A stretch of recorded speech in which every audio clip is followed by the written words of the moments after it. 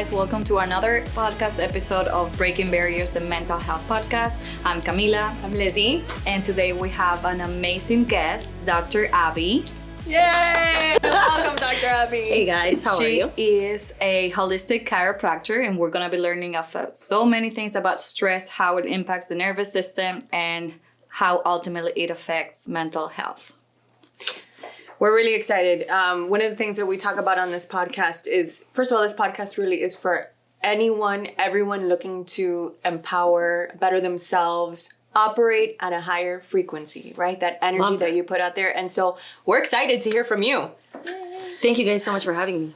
This is awesome. I love what you're doing. And yeah. We're going to start with some definitions. What is a holistic chiropractor? Yes. Holistic chiropractic care is quite new. But really it's the premise of your doctor looking at you as a whole person, right?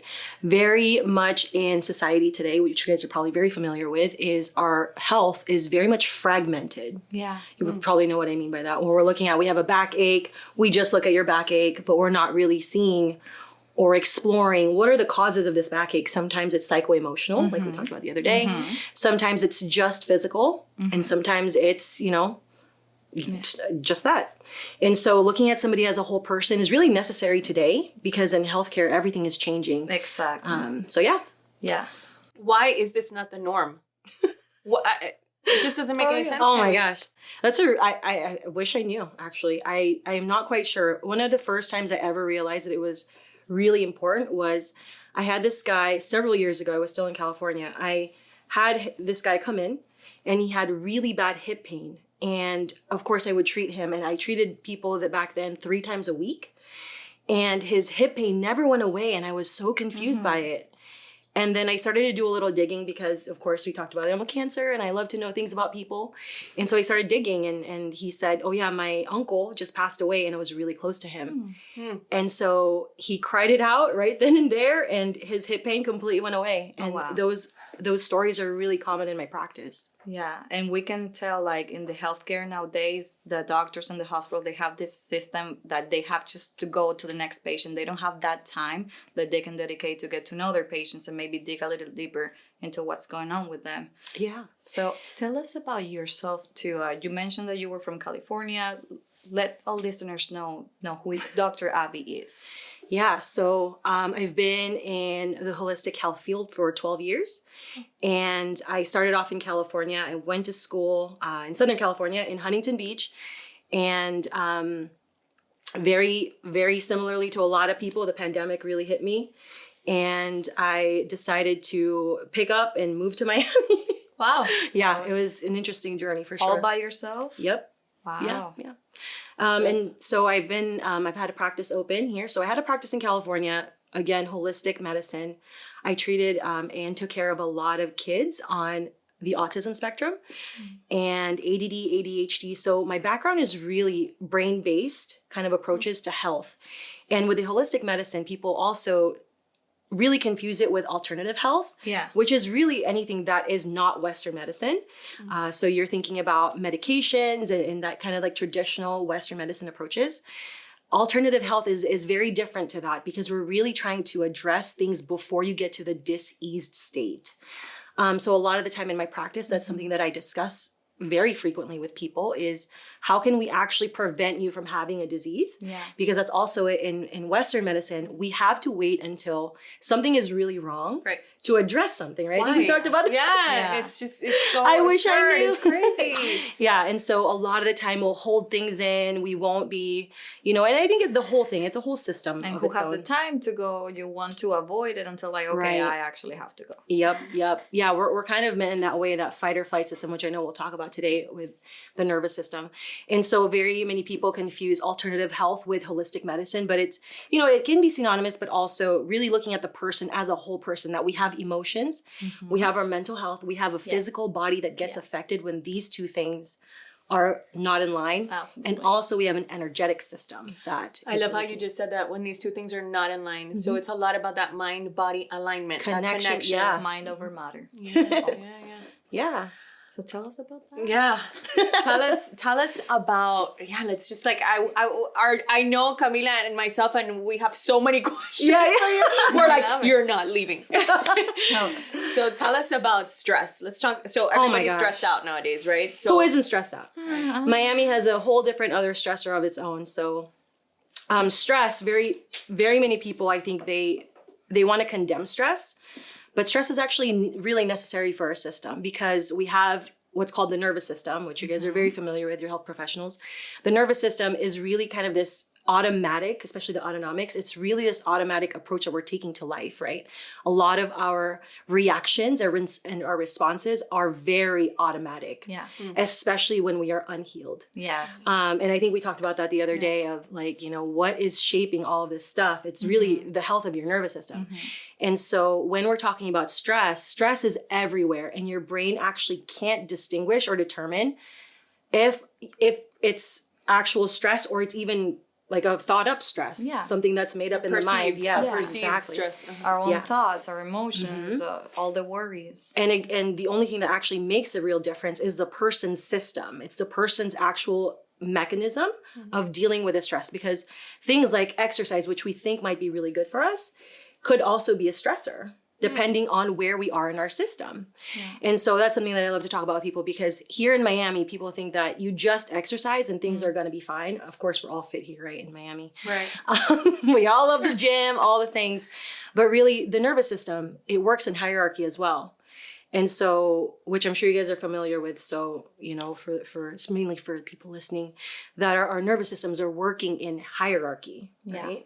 There's a fight or flight system, and there's also this rest and digest system. And I think we talked about this on Saturday, that this other side of the nervous system allows us to go into this freeze mode, right? The polyvagal theory, which doesn't allow us to actually access all the other systems. Because if we're in stress mode, we're not going to be in this healing, connecting, which is really what's necessary for all other parts of life, like having a relationship or learning something new, growing your business. Disconnected from that. Super disconnected. And so really, I think the main message that I always want people to understand, and you were asking about the tips, is to really just take time on the daily, even if it's just a couple of minutes a day, to discern, to build up that discernment muscle in the body. Because you'll be able to actually figure out, do I need to exercise or I actually need to sit and meditate? Depending on where my nervous system is that day. So time to discern. That's the mindfulness component that you were talking about your blog. So you mentioned that the individual with the holistic approach, you're going based on first what makes you an individual. Like we're talking about your genetics, your religion, your culture, like all the circumstances that you grew up under, and then how you approach all that from your mindful consciousness. Yes. Yeah, 1,000,000%. We are all very similar and also very unique at the same time. And that's the thing with the nervous system, is we all have a general thing, but we have to really get to know our own individuality in that sense. Because of course, even imagine as mental health professionals, two of the same people could grow up in the exact same space, but perceive life very differently. What's different, right? They grew up in the same household, all things are the same, but what's different? It's the person, it's the person's nervous system. And so now there's this huge trend in social media and, XYZ, it's all about the nervous system and how we can actually help that instead of, doing all these other things that are not that helpful. That resilience. It's so funny. We were talking about it before you got here. How it's that mind-body connection. In this society in Miami. Because we're in Miami. We're in Miami, and we hear all the time, "Oh, I gotta go to the gym. I gotta, work out. I gotta get my body good." But if your mind, if you're nervous, if you're not right, if you don't have that connection, right? I mean, you're lost, right? And we were talking about energetics just like a little while ago, and this is gonna sound esoteric, maybe, but maybe not to you guys. Everything is energetics. Everything is vibrating at a certain level. Solids just vibrate slower, and then everything else is vibration. Your nervous system is quite literally the vibration you're attracting to yourself. And so if you can imagine why, and we talked about this the other day too, like why am I attracting the same relationship over and over again? Why am I attracting the same interaction with my spouse over and over again? Mm-hmm. It's because of my own system attracting that to itself, right? Yeah. Because our systems, our nervous systems are also designed to really detect what's happening in the environment. Mm-hmm. And for some people, and you guys can talk about this a little bit, but when we're talking about safety in the system, sometimes a chaotic thing is what's safe for the person. That's what we keep attracting. And so healing your nervous system is really, really key in dealing with that, not just like in our personal lives, but really the generations of future. Yeah. Right. And you guys work with a lot of elderly and all that. Even there's this thing now, and quote me if I'm wrong, but healing up your own system actually heals it for generations to come. Like they say even Absolutely. 7 years forward. Yes. Because they see as they grow, and sometimes removing yourself from that situation or surrounding yourself with people that Right. go at the same frequency, of the same positivity that you build up throughout. And also sometimes you become used to being in the constant fight or flight Yes. mode, and it's hard to come out of that. And that's with the safety. It's like that's what you're used to, and so Yeah. that's what you have to stay in, and it's Yeah. all part of that like healing mode. That's incredible because we often, and I was sharing with them earlier, I read this book, You Are a Badass. And shout out to Jennifer. Sincero. Sincero, yes. I love that And book. Camila, you have to read that book. have to It's read to all our listeners, You Are a Badass by Jennifer Sincero. It is an amazing book, but there's a part that she talks about operating at a higher frequency and that energy that you put out there, and it's Yeah, that vibe, right? It's and you often, Californians call it a vibe, but everyone The else calls vibe, it the energy. energy, that's what Gen Zs are saying now. yeah, and like you oftentimes, have you ever heard like you walk into a room and you kind of know if Yeah. the vibe is off? Oh, You're yeah. like, or if like two people maybe had an argument a little while ago, and how important that vibe is, And you cannot relationships. explain it. Yeah. You just feel it. You're just like, something's off. I don't know what it is. Yeah. Maybe this person is not ready to talk about it, but just like, We all have that built in. They call it intuition. In science, they call it neuroception. It's really your own system's mechanism of detecting safety anywhere you go. And so you're feeling people out. And that's a lot of the time too that we don't realize is we're also encountering other people's energies. And so you sitting in the same soup of energy all the time, right? Whether it's in your household or your workplace, and it's not the most ideal. It's really, really key to discern that. And again, discernment, of course. So now that leads me to another question. Okay, so we have a lot of working class professionals that are listening to the podcast, and they want to know, right? Let's say that they have a very stressful job, doctors, lawyers. What do you? Oh yeah, none of us are stressed. Yeah, None of us are stressed. The first thing is that people, I think, need to realize is that stress, again, without any regard even to your own system, has a very physiological effect on the body. And so your brain and your nervous system, it communicates together.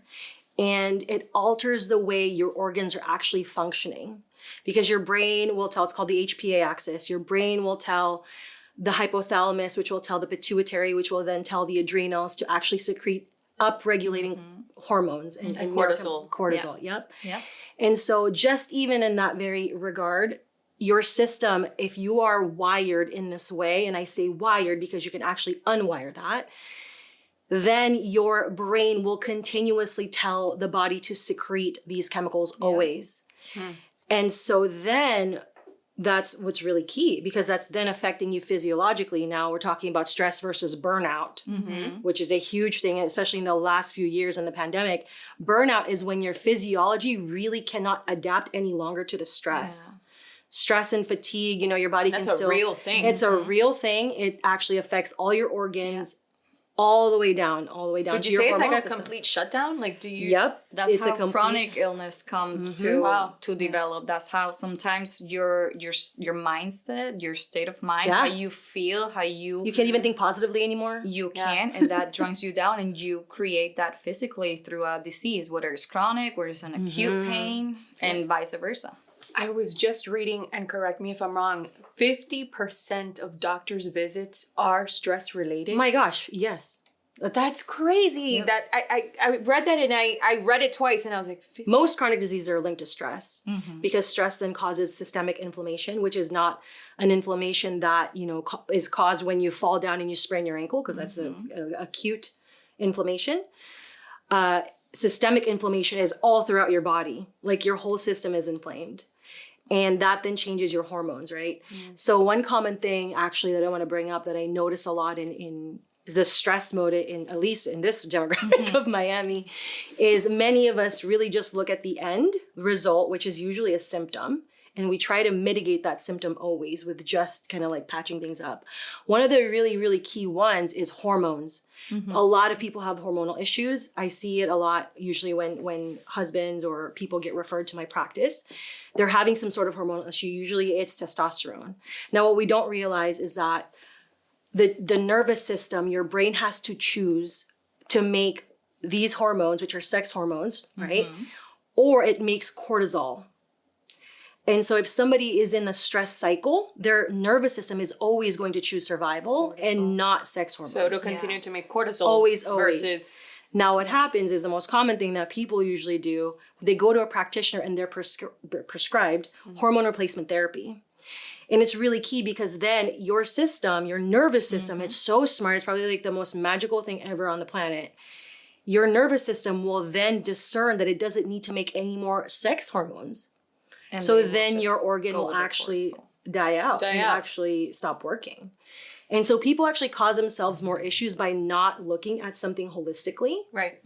and just looking at symptomatics. And this is something that in psychiatry, like they teach us a lot. Always we need to go to the root cause.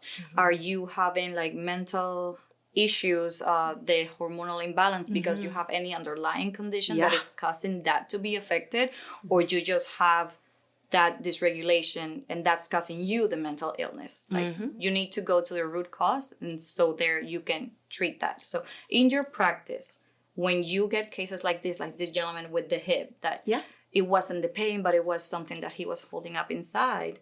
How, when you see these cases, how do you approach? Like, do you refer them somewhere else? Do you treat them holistically? So a couple of different things in my practice. Usually when people, and this is kind of the crazy part, when people usually make it to my practice, it's because they've actually tried everything else. They've either been going through it and doing mental Rather than health. starting with you. Yes, they actually have been doing a lot of stuff already. They've been to all the Except doctors. mental health. Except mental health, except somatic work, right? And they kind of think it's weird because it's like, how does that relate? Well, we didn't know that 80% of all the signals that your brain is getting is actually from the body.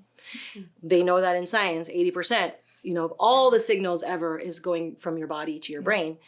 And so then in the very beginning, when anybody ever comes into my practice, I'm a digger always. I love to know everything about you. Yeah. Everything about you. So I ask a lot of questions. I'm very nosy.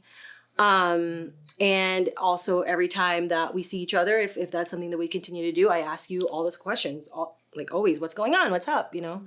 How's this week been? And that's What's great. going You on? build that relationship. It's not just like I'm your doctor. You're not a number. Yes. So it seems like it's very person-centered. Yeah, it is. Because everybody's unique. As much as I want to say, this person, even though we're all getting the same treatment, the way that it's manifesting, and I like to give the example of somebody could have a headache. And I'm a chiropractor, and which means that I might just crack somebody's head all the time over and over again. But if I never Which sounds ask, very painful, by the way. I said that like that for a reason.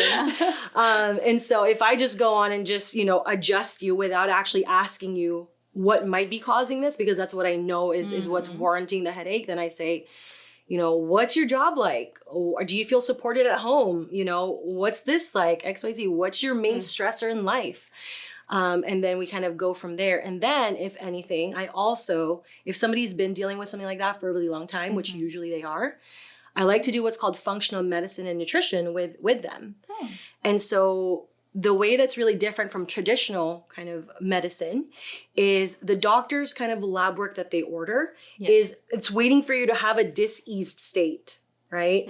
They're waiting for the labs to actually be messed up for them to do something about it, either put you on medication or warrant some sort of therapy. Right. Functional medicine and functional nutrition is really different because we're trying to optimize the person and not wait for them to go into a diseased state. Oh my God, I love that. it kills me that this is not the norm. Yeah. They don't. Me too. Again, me that's too. why it's important to have this in place. Your own practice. You treat it how you feel like you need to be treating your patients. Yes. Because unfortunately, and that's how it is in the healthcare world. Yes. They're just like, People ask all the time about, things like insurances and why isn't this covered by insurance and XYZ? The doctor really has to wait for you to have some sort of diagnosis. you're limited. For you to for them to be able to do something about it. Mm-hmm. I've heard that over and over again. Your thyroid's not that bad, but the person's already experiencing fatigue, hair loss, whatever it is, a whole gamut Right. of thyroid conditions, and they can't do anything about it because their levels are not at that point, and so they Where it can't warrants give them medication. Right. And it warrants. Now we know in functional medicine that the thyroid is an end organ. It's one of those organs that actually is receiving information from all the other brain functions and nervous system, and it is choosing stress cycle versus survival versus making actual hormones that your body needs. Yeah. Okay, Dr. Abby, going back to the subject that you brought out about the hormones, how it affects mental health with the cortisol and the testosterone, but there's something too about, the estrogen levels, how it affects women in premenstrual syndrome, the premenstrual dysphoric syndrome. Is there a way that you are also able to suggest your patient how to balance it out with your holistic approach? Oh yeah, absolutely. Again, going back to the stress cycles are always affected by the nervous system. Because if you are more stressed, you guys know this, you're women. When you're more stressed, your cycles are way off. Yep. And so on top of that, throughout our cycle, which our hormones are changing always throughout the whole cycle, we cycle about 28 to 36 days typically. These hormones get affected by the stress because our systems, again, has to figure out, is it making cortisol or is it making stress hormones, right? Now with women, you can definitely address most of these things, especially if you cycle track and know your cycles, because you can actually supplement or eat according to where you are in your cycle to prevent any of these symptoms. That's PMS, cramping, which most people, fatigue, a lot of women have during their cycles. Inflammation, all those things are very, very preventable. Women shouldn't really have symptoms when they're on their period or, those sorts of things. And this really starts, and the other thing I'm very passionate about is children. Girls need to know this at a very young age because, right, and we're going to go to that topic. We're always really important. really important. As women, we're always taught about not having a baby, right? And then we get to that point in life where be careful. you always have to be careful, all the things X, Y, Z. But again, if we don't know how our systems are working, if we don't fundamentally know our anatomy, and not even at an anatomy level that a doctor might achieve, it's just the way that your body's working, then we wouldn't understand that, the reason why I'm feeling fatigued is because I didn't get enough B vitamins or enough protein during this part of my cycle. And now I'm very fatigued. Yes. There are certain parts of your cycle where you should be eating more protein. There's different parts where you should be eating more carbohydrates. Maybe you are eating more salmon because you need the extra whatever it is from it. Or and your body sometimes asks for it. Like, oh my Yes. God, I'm craving this. Very much Yep. so. Yeah. And so all of that is really, really key in that. So number one, knowing your cycle. If you don't know your cycle at this point, you have to. You have to. Not just for, the sake of knowing it, but also how to help yourself. I think our entire lives are a marathon. Life's a marathon. Yes. We're training for a marathon every single day. I don't know about and you. that finish line just gets... Oh my gosh, yeah. Okay, I'm here now, but wait, I have this one to go. And so if we're not training for function, which a lot of us are not, we're really just, we're drinking caffeine and then we're drinking alcohol to, down-regulate our systems. We're, smoking weed or whatever it is that people do these days. Then that's going to really affect even the way that our bodies are functioning again. So in your practice, you really go into the nutritional component of it. I have a lot of suggestions on it for sure. Yeah. And if that's the first thing I tell women is if they're trying to really figure out, where am I in my cycle? I always suggest to track. To really This is a really good tip that I would love for you to repeat because as we have a lot of listeners out there and, they're maybe in their cars right now or wherever it is that you're listening to your podcast, it's important that we do share these practical tips that you can apply in your own lives. And I think this is something really good that you could do. So if you don't mind repeating it, tracking, you were saying tracking? Tracking your cycle. So notice the quality of your cycle. You want to actually understand what your body's doing throughout the different points of your cycle, because your hormones are constantly changing. And we don't function like men, although we try to. We try to function like men. We're always cycling, always, we're trying to do it in 24 hours. Women cycle, again, 28 to 36 days. Men have their testosterone cycle is every 24 hours. And so imagine if you're trying to function like a man throughout your entire, month, where you can only function like a man, maybe 10 of those days, then you're really racking your brain, like, what's happening? Why am I not thinking properly? You can also the brain fog, the energy levels, and not wanting to be social. Yeah, that's a thing. And the emotional part too. Like sometimes you're like on your lows. Yeah. So we were talking about the female cycle, but I also want to discuss men, right? And I'm sure when they go to your practice and they're coming to you and they're talking to you, and you discover that in fact it is in need of maybe testosterone or whatever it is. Culturally, for us, and you can share on your culture, it's something very taboo. Men don't typically talk about, testosterone levels and needing it or not, or being low. But they know, they're like, oh, testosterone is good. That's testosterone equals like masculinity. Like, I want it. Like, give me this. Yeah. So they come to you, and how do you approach that subject? And what? I approach it by just straight up asking. Like I said, people come into my practice, it's like, you're going to be an open book, because I'm going to ask you all the questions and you're going to tell me all the questions, or this is not. And that's what I always tell people also about their practitioners. When you are choosing a practitioner, especially a holistic health practitioner, you want to make sure you vibe with them, right? Yeah. Because if you really are trying to change something in your health, right, which most of us don't really see this, but in order for us to really change something, it's not going to take a pill. It's not going to take one thing. It's probably going to be a systemic and a lifestyle change, which isn't going to be immediate. It's not overnight. It's not overnight. You guys know that in mental health too, that the person assesses based on like what they're going to do next on how they can actually accomplish it in mental health, right? Their outcomes, their objectives. Can I actually meet that objective? And if I can't, then I'll try to do it. It's their own resiliency on the inside, right? Yeah. And so if not, then they don't even attempt. And that's why people are really adverse to change. They don't like change because they've assessed themselves and they know they can't accomplish it, right? And that's all energetics as well. And so with that being said, you want to actually choose a practitioner who will help you kind of go there with yourself, because health is really getting affected from top down all the way around, and not just you, but also your family members, your kids, and all that kind of stuff. Even when approaching mental health, like sometimes the patient may not be ready to do medication, the first line of treatment. And that's okay. We wouldn't want that to be the first line of treatment unless in a full-blown manic episode, like, hey, you need the medication. But it's always important to address it first, that holistic approach, like your diet. Let's see your blood work, what it's saying. That's why that stigma about going to a psychologist or a psychiatrist or to your doctor, even primary, they have certain limitations that they should refer you to a psychiatrist, as a specialist. The same way that for treating bones, you will refer the patient to see an orthopedic doctor or a chiropractor. For your GI, to your gastroenterologist.